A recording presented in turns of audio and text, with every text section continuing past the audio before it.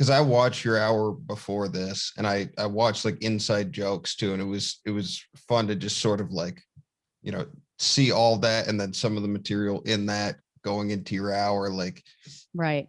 what do you like? I know you don't know what you're trying to do necessarily with this new hour, but is there like, do you have in your mind what you'd like for it to be different? Like what kind of like growth you would like to see, or Yeah. I mean, it's funny because every time I think about what I want, I know it's going to end up something completely different anyway. yeah. But ideally, when I watch myself as a comic, when I watch even like Whiskey Fists and when I watch like Inside Jokes, which I haven't seen in years, but I remember watching that after it came out and being like, this looks like somebody who's like like I have jokes, but I'm still pretending to be a comic. Like I'm like up there just like doing a performance of like I'm an actor pretending to be a stand-up. That's what it felt like when I watched it. And so I really want for this hour to be more myself. Like I want to just get more and more authentic with what I'm trying to say. Mhm.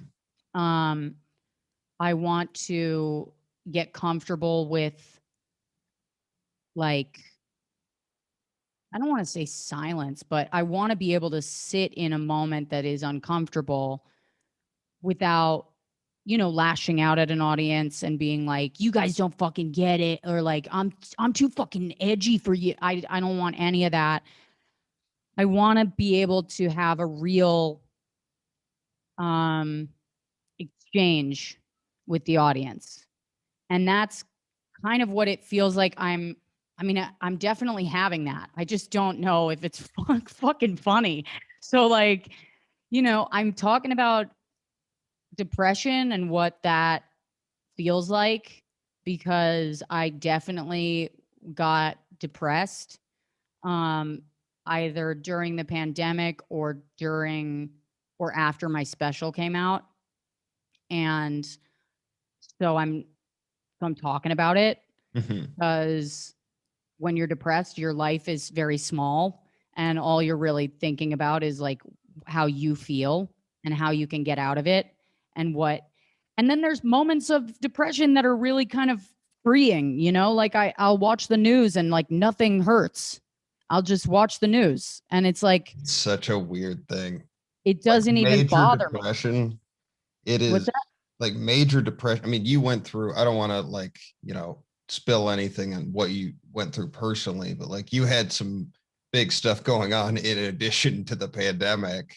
Yeah. Yeah. I Like, mean, I it was like multiple miscarriages, yeah, which one of infertility. those would be a Yeah. lot for most people. Like you say it so casually, like, yeah, a baker's dozen or whatever. Dude, Like, yeah. I mean, it's like you this is the thing. Women who suffer from infertility or who deal with it, um, they like it gets to a point where I can have what's called a chemical pregnancy, which is basically like a fun-sized miscarriage. You know what I mean? Like it happens like the second you find out you're pregnant, you're getting your period, and you're like, oh, another one. Like, and that's happened to me multiple times, even since I shot the special.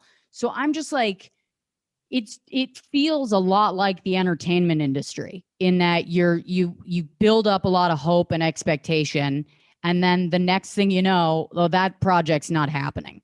you So said that on stage, that exact thing, because no, I that's haven't. very, very funny, that analogy.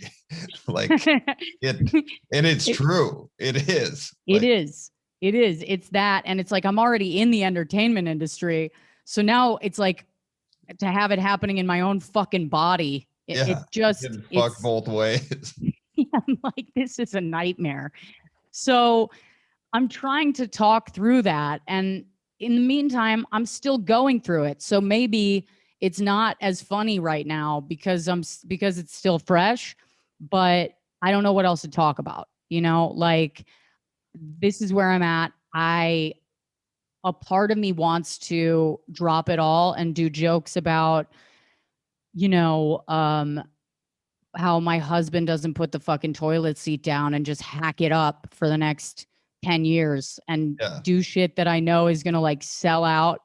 Um, because people are like, "Oh, that's refreshing and relatable," but that's not real, and it's not what I'm going through. And the only thing that I really find the real shit funny. I find it funny. I'm the person that will laugh at a funeral, and that's the kind of stuff that I do on stage.